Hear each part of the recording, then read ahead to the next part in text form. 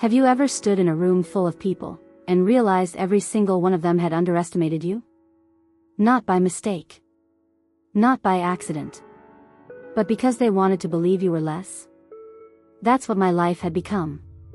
A carefully constructed portrait of the quiet employee. Just a manager. Just another staff member. No one, not even my family, knew the truth. That I was the actual owner of the company. The founder. The investor. The sole decision maker. And the only reason no one knew was because I didn't want them to. Especially not my stepmother, Naomi, the most elegant, polished, venom-coated woman I had ever known. She married my father when I was 14. She arrived like a storm, expensive perfume, sharp heels, and an even sharper smile. And she hated me from the moment she saw me. Not because I did anything wrong, but because I existed. The betrayal begins. It started 3 days before everything blew up. Our company, my company, was hosting a big executive meeting. Regional managers, senior leads, HR heads, the whole hierarchy. I attended quietly, dressed simply, blending in with the staff. Just the way I preferred. I didn't want to be the face of the business. I wanted the freedom to walk around, observe, and know who people truly were when they thought I had no power. Naomi and my stepsister, Chloe, walked in uninvited. My chest tightened. They were dressed like they were entering a fashion show. Expensive clothes, immaculate makeup, the type of walk that screams entitlement. I whispered to the receptionist. Did anyone schedule a meeting with them? She shook her head. No. Of course. They were here for me. And trouble. The humiliation in front of everyone. My stepmother spotted me standing near the wall with a notebook. Her face twisted. She marched toward my boss, or who she thought was my boss. Mr. Adams, our operations director. You must be her supervisor, she said sharply. My stepdaughter works here. She's lazy, she's unprofessional, she disrespects her own family, and I want her fired immediately. The entire room froze. I felt dozens of eyes dart to me. But Naomi wasn't finished. She stepped aside and pulled Chloe forward like a show dog. This, she announced proudly, is my real daughter. Successful, educated, well brought up. You can hire her instead. She deserves the position. Chloe gave a rehearsed smile. The kind spoiled daughters wear when they expect the world to bow before them. I stood there silently. Calmly. Almost too calmly. Mr. Adams looked stunned. Ma'am, he said, you can't. Naomi raised a manicured hand, cutting him off. Oh please. She's useless. Fire her. Today. Replace her with Chloe. She'll do a much better job, trust me. My jaw clenched. My heart didn't. I wasn't hurt. I was done. Done being quiet. Done being stepped on. Done being the girl who doesn't talk back. The whole room stared at me, waiting to see if I would cry, beg, or break. But I simply smiled. And said nothing. Not yet. Because the real storm was still coming. The private attack.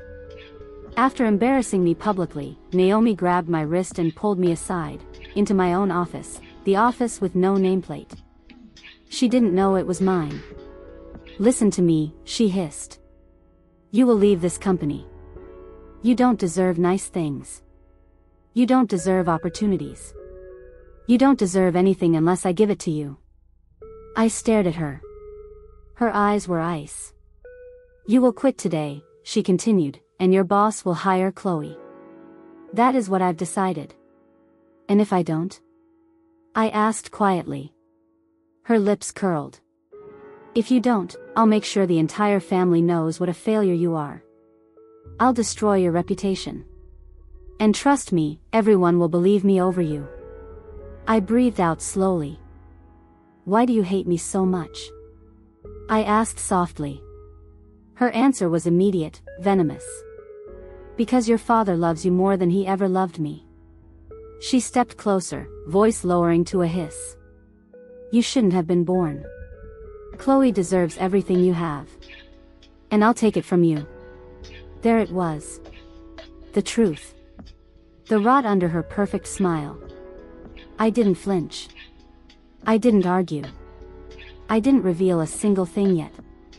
Instead, I said calmly, I'll talk to Mr. Adams. She smirked triumphantly. I knew you'd listen. Little did she know. She had just walked into a trap. Her own trap. And I was done saving her from herself. The real owner walks in. When we returned to the conference room, she smiled like a queen returning from a victory. She whispered loudly to Chloe. She's going to quit. Your new job is basically guaranteed. People stared. Whispered. Pity. Judgment. Curiosity. Naomi puffed up with pride, power she thought she owned. Until Mr. Adams approached me. Should we begin the meeting? He asked. I nodded. Then I stepped forward. To the center of the room. Everyone fell silent. And that's when I said the words that changed everything. Before we start, I need to reintroduce myself. Naomi frowned. Chloe blinked. The room froze. I reached into my notebook, pulled out a card, and placed it on the table. My business card. With my full title. Founder and CEO. Gasps echoed around the room. Naomi's face whitened. Chloe's mouth dropped open. Mr. Adams smiled knowingly. And I finally spoke the truth. I'm not an employee. I'm the owner of this company. The silence was so thick it could suffocate. Naomi shook her head violently. No, that's impossible. You're lying. I turned to Mr. Adams. Would you like to confirm? He stepped forward, voice firm. Yes. She is our CEO. The one who built this company from nothing. She is your boss's boss's boss. The room erupted. Naomi stumbled backward. Chloe grabbed her arm. No one had ever seen her speechless. But I wasn't finished. Not even close. I looked directly at her and said, and now, I think it's time we talk about firing someone. She swallowed hard. Who? I smiled. Not me. Have you ever watched a predator suddenly realize it's the prey? That instant when the arrogance drains from their eyes, replaced with a terrified, shrinking silence? That's exactly what happened to my stepmother the moment the room learned the truth. She blinked. Her throat bobbed. Her perfectly painted smile twitched, cracked, died. Why you're the owner, she whispered. I held her gaze. I founded this company at 23. I've owned it for 8 years. Her lips trembled. Chloe clutched her arm, confused and embarrassed. Mr. Adams cleared his throat. We respect our CEO deeply, he said loudly for everyone to hear. And we absolutely do not fire her at the request of strangers. The room snickered. Some openly laughed. Others stared at Naomi like she'd just tripped in front of a stadium. Her pride shattered in real time. But I wasn't here for laughs. I was here for justice. The questions begin. Naomi finally found her voice. This is ridiculous, she stammered. You're lying. You've always been quiet. Unsuccessful. Hidden. You can't be. I kept my life private, I said. Because people like you ruin anything you discover. Her jaw tightened. This is insane. My husband would have told me if his daughter owned a whole company. I stepped forward calmly. He didn't know. Chloe gasped. Why? Because I knew, I said quietly, that if he told you, you would try to take credit, or control. Everyone nodded, understanding instantly. People like Naomi don't celebrate others, they consume them. But I treated you like you were nothing, she whispered, her voice hollow. I'm not qualified. Honest answer, I said. A few employees nodded approvingly. Then I looked at Naomi one last time. And that, I said softly, is why I don't hire people based on family connections. Naomi's facade shattered like glass. The request, and my response. She stepped toward me. Please, don't tell your father, she begged. He'll be furious. He'll divorce me. My marriage, my life, everything will fall apart. I tilted my head slightly. Why should I protect you? I asked. Her voice cracked. Because I'm your stepmother. No, I said, voice low but steady. You were never a mother to me. Not even for one day. Her eyes brimmed with tears. You can't do this to me. I'm not doing anything, I said. You destroyed yourself. She tried again, voice trembling. What will you tell him? The truth, I answered. She gasped. No, please, anything but that. For the first time ever, she looked powerless. Small. Human. But that wasn't the end. Not even close.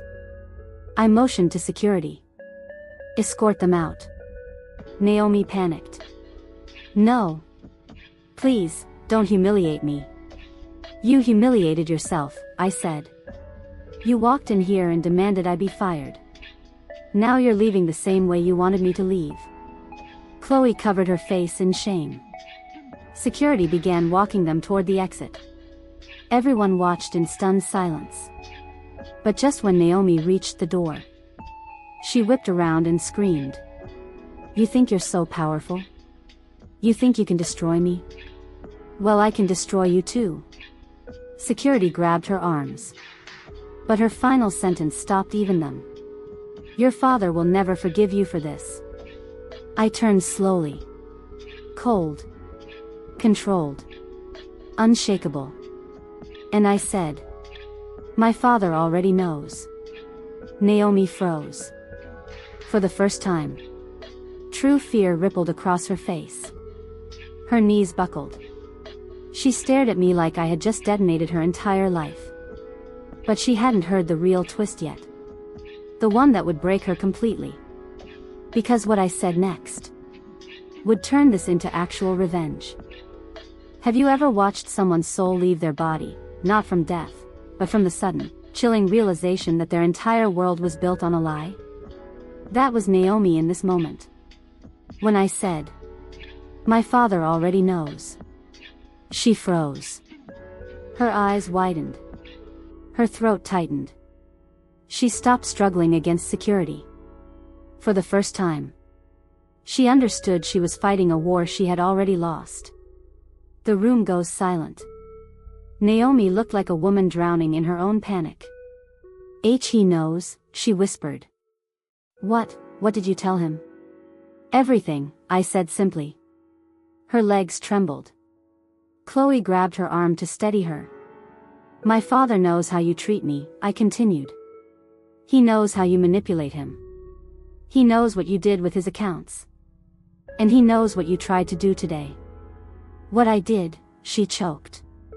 I didn't do anything. I raised an eyebrow.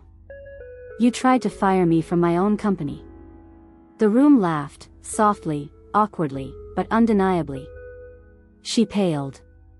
Your father, he wouldn't, he loves me, she sputtered. He loved who he thought you were, I said. Not who you actually are. She opened her mouth but no words came out. Because she knew. She knew her performance was over. Her mask had fallen. Her lies evaporated. Her fragile power collapsed. The truth about my father. Naomi finally spoke, voice trembling. What exactly did you tell him? I stepped forward, calm, composed. I told him how you treated me when he wasn't around. How you called me a mistake. How you favored Chloe in everything. How you humiliated me in public. How you tried to isolate him from me. Her lips trembled. Her voice cracked like thin glass. You had no right. I had every right, I said. You tortured me for years. Then I dropped the first bomb. My father apologized.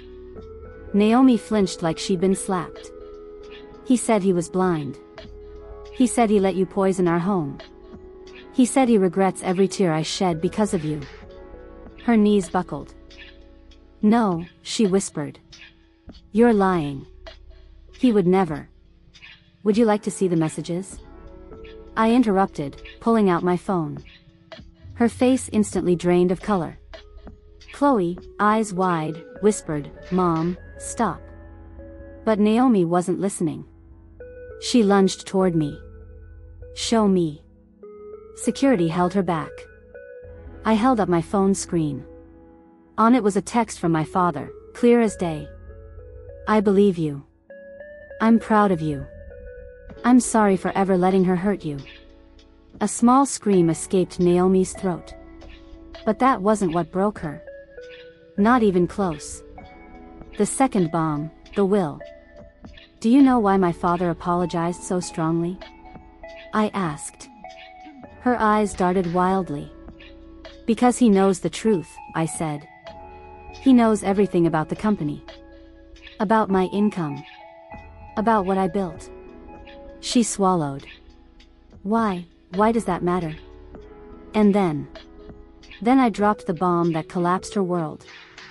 My father updated his will 2 months ago. Naomi went pale as flour.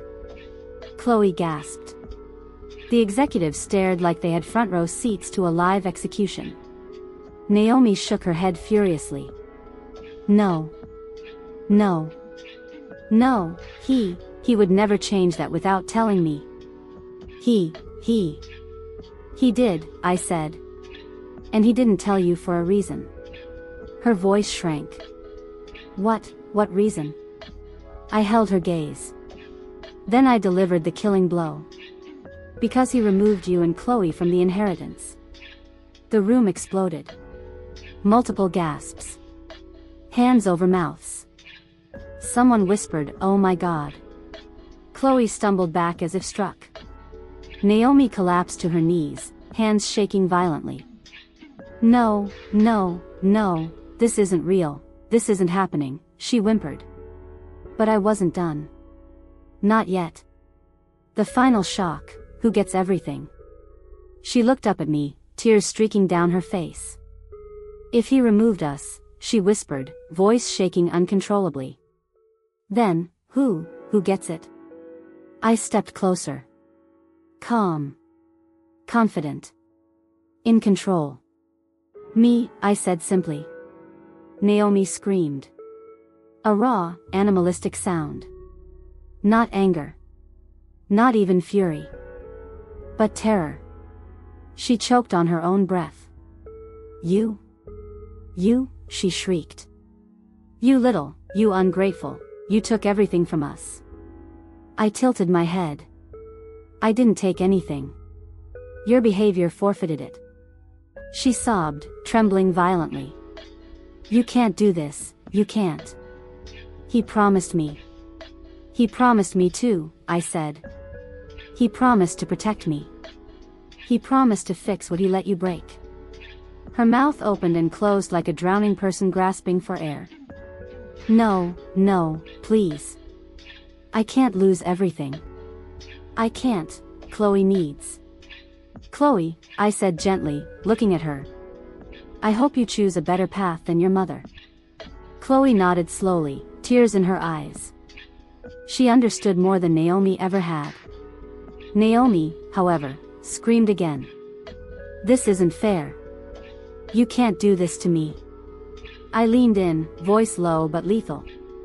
You destroyed your own life, Naomi. All I did was step out of the shadows and let the truth in. She collapsed fully, sobbing into her hands. Security gently lifted her. She didn't fight anymore. She couldn't. Her world, her lies, her power, all gone. The final sentence before she was removed. As security escorted her and Chloe to the door, Naomi looked back at me one last time. Her mascara smeared, hair wild, voice hoarse, she whispered. "You'll regret this." I didn't blink. I said calmly. "No, Naomi. I regret not ending your cruelty sooner." Security pulled her out. The door closed. The room erupted in soft applause. And for the first time in years, I felt free. Completely. Absolutely. Finally free. But the story isn't done. Because there is one more twist. A twist involving my father. A secret he kept. And a truth about Naomi that he never told me until after this incident. A truth that changes everything about why she hated me so much. Have you ever thought you finally understood why someone hated you? Only to discover that the truth was so much darker than you ever imagined? That's what part 4 is. Because everything Naomi did. Every insult, every shove, every jealous glare, every attempt to undermine me. Had an origin. A reason. A secret she never wanted me to learn. And when my father finally revealed it, I realized she didn't just hate me. She feared me. The day after Naomi's fall. The next morning, my father called. Not a casual call. Not a soft tone, "How are you?" call. The kind of call that begins with silence. "Are you okay?" he asked. "Yes," I said gently. "Are you?" Another long exhale. "I saw everything," he whispered. Of course he did. Half the executives called him immediately. "Dad," I asked softly, "why didn't you tell her you changed the will?" Silence. "Because," he said finally, "I didn't want to tip her off." Tip her off to what? A pause. A deep one. Then he said the sentence that froze my blood. "Because Naomi tried to steal your inheritance once before." I gripped the phone. "What?" "You were 17, he said. "You don't remember. But she forged your signature. Tried to reroute the trust fund I set up for your future." My breath caught. I confronted her, he continued. She cried, begged, promised it was a misunderstanding. I believed her. I shouldn't have. He swallowed hard. But that wasn't the worst part. What could be worse? I whispered. And then he told me. The night she tried to erase me. "When you applied for your first business loan," my father said. "She intercepted the approval letter." My heart slammed against my ribs. "She hid it from you. She wanted you to think the bank rejected you. She said if you failed early, you'd give up entrepreneurship." My stomach twisted. "She thought," he continued, "if you failed enough times, you'd become dependent on her family. That she could force you to rely on her." My throat tightened. I remembered that year. I remembered crying because I thought I wasn't good enough. I remembered doubting myself. I remembered nearly giving up. And she watched me drown. On purpose. My father's voice cracked for the first time in years. I didn't know what she did until much later, he whispered. "By the time I found the letter hidden in her desk, your company had already taken off." He inhaled shakily. "You succeeded despite her. Not because of anything I did. You built your own world while she tried to bury you." I closed my eyes.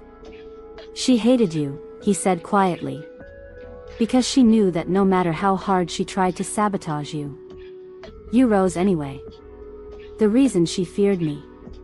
"Dad," I whispered, "why didn't she just stay away from me? Why try to destroy me?" Silence. Then he said the truth Naomi never wanted me to know. "Because you remind her of the woman she could never be." I froze. "What?" "She married me for stability," he said. "You built your own. She relied on status. You relied on talent. She manipulated people. You inspired them. He sighed deeply. Naomi always wanted to be powerful. But she never earned anything. You did. That was why she couldn't stand me. Why she tried to break me. Why she poisoned my childhood. Because every part of my existence exposed her insecurities.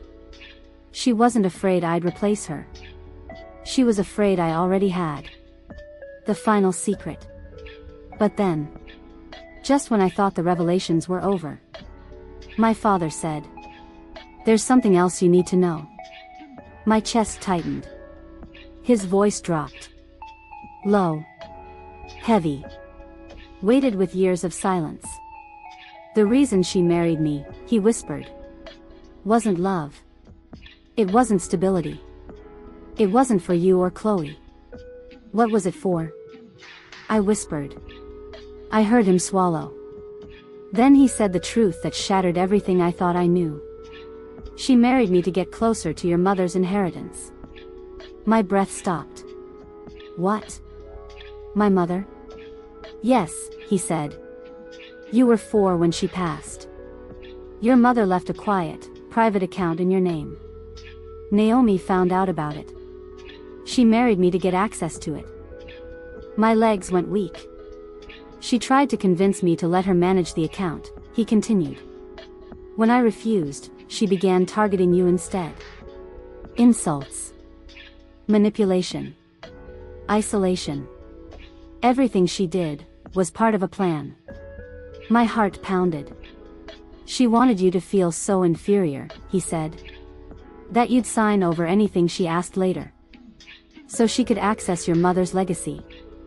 A chill passed down my spine. And when that plan failed, she focused on your business instead.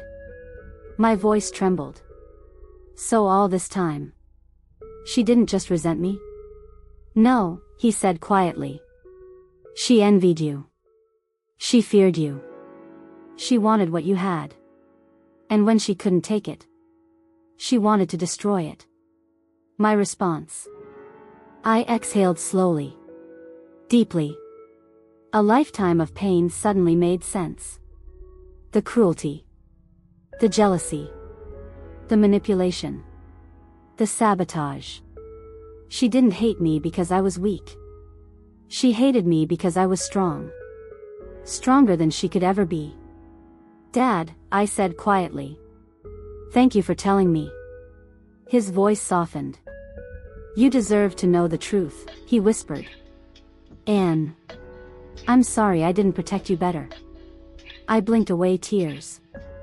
It's okay, I whispered back. I protected myself. But the story still isn't over. Because after I learned the truth, I received a certified letter. From Naomi. A letter filled with threats. Pleas. Lies. And a final desperate attempt to regain her power. But what she didn't know was, what she wrote in that letter would become the very weapon that destroyed her last chance of escaping consequences.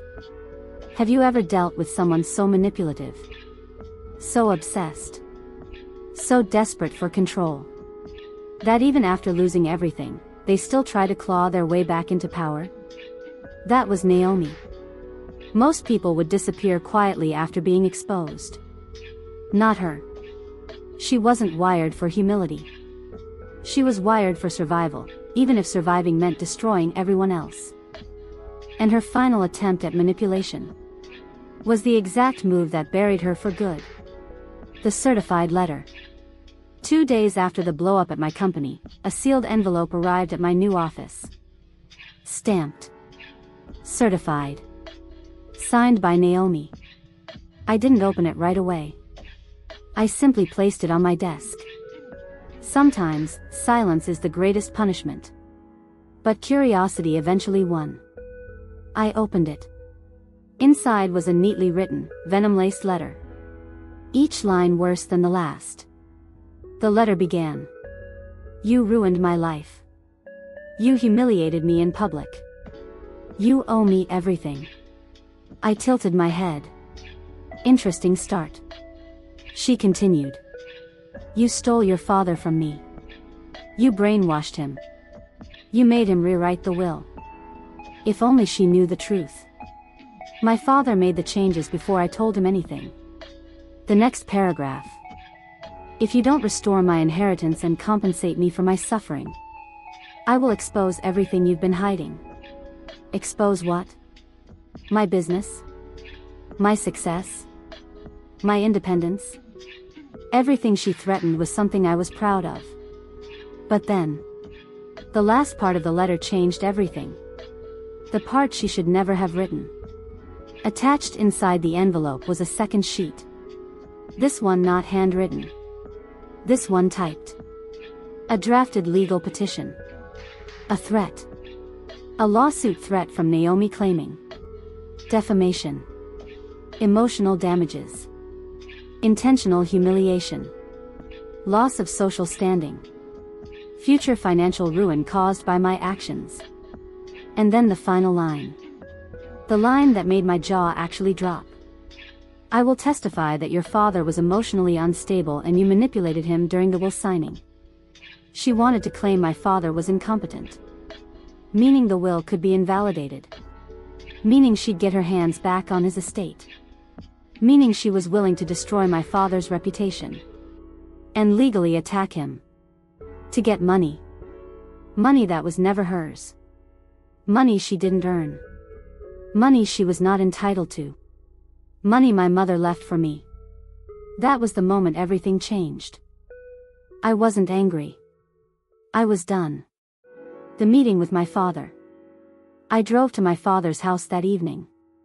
He opened the door, saw my face, and said, "What did she do now?" I handed him the letter. He read the first page, annoyed. He read the second page, enraged. But when he read that last line, his hand shook. She would do this to me, he whispered. She already did, I said. His voice went hollow. She'd testify I'm mentally unstable, just so she can get money? Dad, I said softly, she didn't love you. She loved your bank accounts. He closed his eyes. And I let her into our family, he whispered. I gently placed a hand on his arm. You didn't know. Manipulators don't show their true selves until they feel safe. He nodded slowly. Silent. Broken. But then, something changed in his eyes. Resolve. Strength. Clarity. He straightened his back and said, I'm done protecting her. The legal hammer. What Naomi didn't know was, my father had already documented everything. Medical evaluations showing he was mentally sharp. Witness accounts of Naomi's controlling behavior. Financial logs showing her suspicious interest in his accounts. A recent video recording he made with his lawyer saying he updated his will freely and willingly. He wasn't just prepared. He was bulletproof. The next morning, my father and I met with his attorney. The lawyer read the letter. A slow smile spread across his face. This, he said, lifting the threatening document, is considered extortion. My eyes narrowed. Meaning? It's illegal, he said. It's a crime. She threatened legal action unless you gave her money, that is extortion. My father nodded. And if she tries to file anything based on false testimony? He asked. The attorney smirked. Then she risks perjury. My father exhaled, relief and fury blending. So what can we do? The lawyer folded the letter neatly. Everything. The call she never saw coming. That afternoon, Naomi received a call from the attorney's office.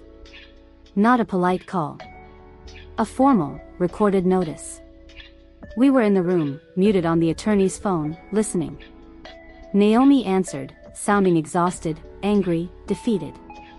Then the lawyer's voice cut like a blade. Mrs. Whitaker, this call is to inform you that any further contact with my clients regarding financial threats or demands will result in immediate legal action against you. She inhaled sharply. W.H. what? I didn't. We have your letter, the lawyer said calmly. Your extortion attempt is documented.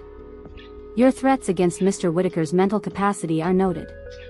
Any attempt to pursue this will be treated as fraud and malicious intent." She stuttered. I didn't mean, I was emotional, I didn't know." The lawyer continued. "You are hereby instructed to cease all attempts to contact or intimidate Ms. Whitaker. Failure to comply will result in a restraining order and potential prosecution." Silence. Then, a soft, broken sound. Naomi crying. "Please," she whispered. I just need something. I have nothing left. Nothing. You can't do this to me." The lawyer ended the call. My father put his phone down slowly. He wasn't proud. He wasn't happy. He was free. The aftermath. Naomi tried calling my father for weeks. He blocked her. She tried emailing. Blocked. She tried showing up. Security removed her. Chloe eventually distanced herself. Not from spite, but from clarity. She apologized to me twice. She understood her mother had been poisoning their whole family. And Naomi? The woman who once walked like royalty, now lived with a distant relative in a small apartment. Rejected by the social circles she once weaponized. And surviving off temporary work. Her perfect life vanished like smoke. But the revenge wasn't actually the humiliation. Or the will. Or the legal threats. The real revenge came after. Months later. My father revealed one final truth. The reason Naomi truly feared me. The reason she obsessed over me. The reason she fought so viciously. A truth about my mother. That Naomi spent years trying to hide. A truth that flips the entire story. Have you ever thought you finally understood someone's hatred? Only to find that the real reason runs deeper, darker, and far more personal than anything you imagined? I thought Naomi hated me because I was strong. Because I succeeded. Because she couldn't control me. I thought it was jealousy. Insecurity. Greed.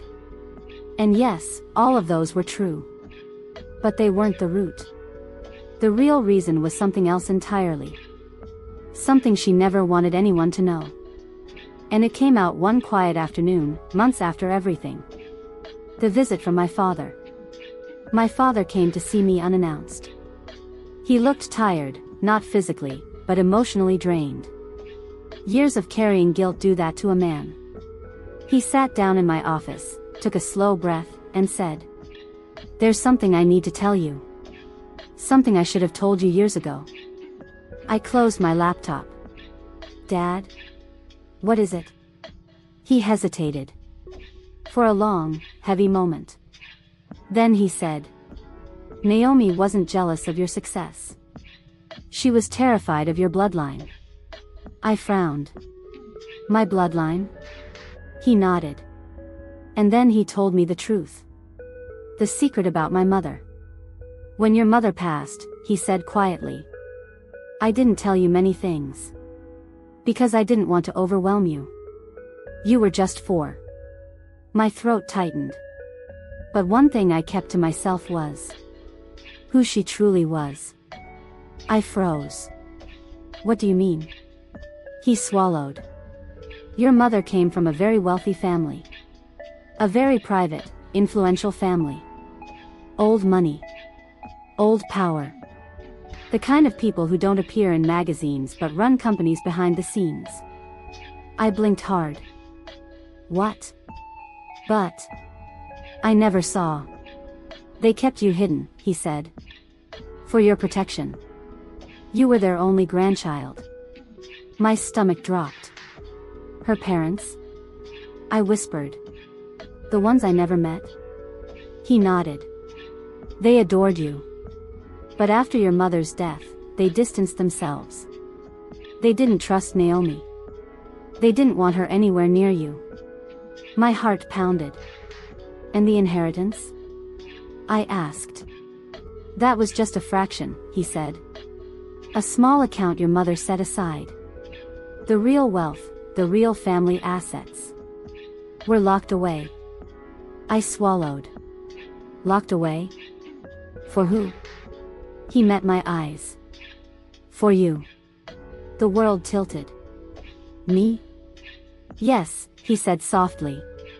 Your mother's entire estate. Her family's trust. Her shares. All of it. I sat frozen. When you turned 21, he said. Your maternal grandparents wanted to tell you. But by then, they were both ill. They passed before they could. My chest tightened. And Naomi? I whispered. My father's expression hardened. That's the part one kept from you. The reason she truly hated me. When Naomi married me, he said. She found documents about your mother's family. She realized you were the heir to a massive legacy. Not me. Not her. You. My breath caught. And she knew, he continued, that the moment you turned 21, you would become wealthier than she ever dreamed. I swallowed. She hated that, he whispered. She hated that your mother left you more than she would ever have. She hated that you were important. That you came from power she could never touch. Tears slowly welled in my eyes. So she tried to ruin me, I whispered. From the beginning. Yes, he said. She tried to kill your confidence. Your ambition. Your future. She wanted you small. Weak. Dependent. Inferior. He closed his eyes. Because if you stayed small, your legacy would pass quietly. Without you ever knowing. My entire life suddenly made sense. Every insult. Every spiteful comment. Every moment she tried to break me. She wasn't just a jealous stepmother. She was a woman at war with a ghost. My mother's ghost. My mother's strength. My mother's legacy inside me. Naomi knew that no matter how polished she looked, no matter how much she pretended to be refined, she could never compete with the woman I came from. And she could never stand the thought that I was the heir, not her or her daughter. This wasn't just jealousy. It was lineage envy. The deepest, oldest kind of envy there is. The final revelation. I took a shaky breath. Dad. Why didn't you tell me sooner? He sighed. Because part of me hoped Naomi would change. That she'd accept you. That we could be a family. He looked down. But she didn't. And I failed you by letting her hurt you. I leaned forward, gently taking his hand. You didn't fail me, I said quietly. You protected me when it mattered. You told me the truth now. That's enough. He nodded, eyes glistening. There's one more thing, he said softly. A final letter, from your mother. My heart stopped. What? He reached into his jacket and pulled out a small envelope, yellowed, fragile. She wrote this before she passed. She wanted you to have it when you became the woman she knew you'd grow into. My hands trembled as I took it. Inside was a handwritten note. My daughter. You will grow into someone powerful. Someone feared. Someone loved. Someone unstoppable. Protect your heart. Protect your name. Protect your future. My vision blurred with tears. And at the bottom. Never let anyone diminish your worth. You come from strength. You are strength. I pressed the letter to my chest. My father whispered. Your mother knew exactly who you would become. And in that moment, everything made sense. My stepmother's hatred. Her fear. Her obsession. Her bitterness. Her need to crush me. She wasn't fighting a stepdaughter. She was fighting a legacy. 1 year later, Naomi never recovered her social life. Never regained access to my father. Never received a penny. Chloe, however, changed. She apologized, got a job on her own, built her own path. My father and I rebuilt our bond. Honest, strong, unshakable. I expanded my company into 3 new cities. Opened scholarships in my mother's name. Donated to shelters she cared about. Visited her family's graves with my father. And sometimes, I read her letter before bed. To remind myself of one thing. My worth was never theirs to take. And it never will be.